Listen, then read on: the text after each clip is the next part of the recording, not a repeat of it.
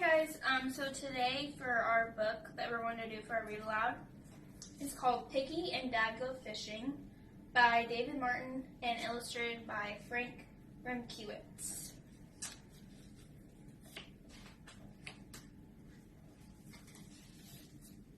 Piggy woke up excited. Today he was going fishing with Dad for the very first time. Dad was already getting the fishing poles ready and making Piggy's favorite lunch, peanut butter and jelly sandwiches on squishy bread. Now all we need are worms, and tonight we'll have the world's most delicious fried fresh fish for supper, said Dad. So Piggy dug up worms faster than he could say delicious fried fresh fish. When they got to the river, Dad asked Piggy if he wanted to bait his own hook. Okay, said Piggy. He took a worm and hung it over his hook. The worm wiggled and fell off. Piggy tried again, and this time he tied the worm in a knot around the hook. The worm untied itself. Piggy, I'm afraid you really have to poke the hook into the worm. Piggy looked at the worm. The worm smiled at Piggy. Do you want me to do it? Dad asked. Dad looked at the worm. The worm smiled at Dad. Let's use bait instead of bread. Let's use bread for bait instead, said Dad.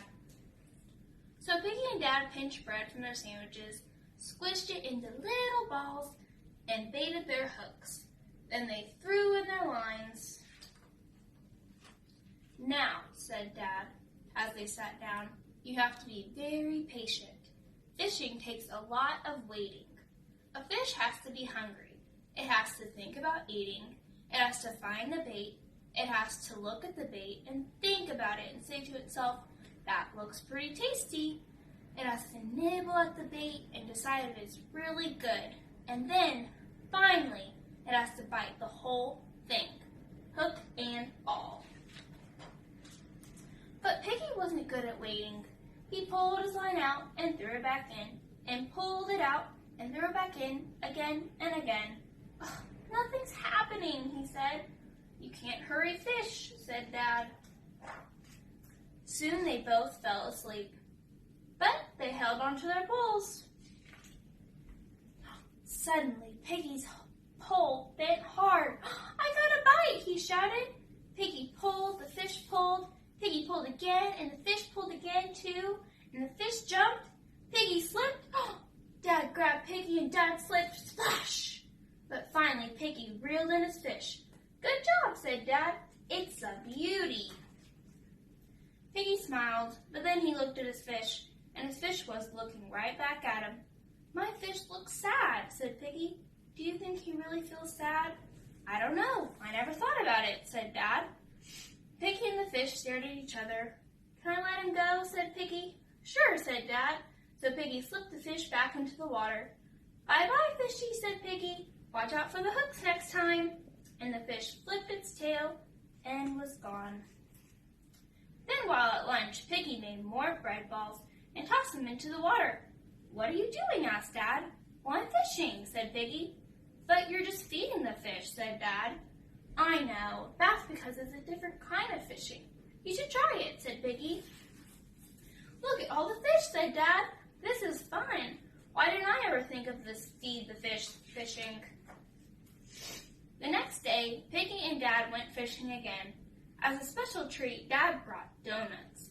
Some for Piggy, some for himself, and the rest for the fish. The end. So, I chose this book because I think it's a great opportunity for families to go out and go fishing with one another, especially since Missouri just declared that everyone can go fishing as a Missouri resident until mid-April.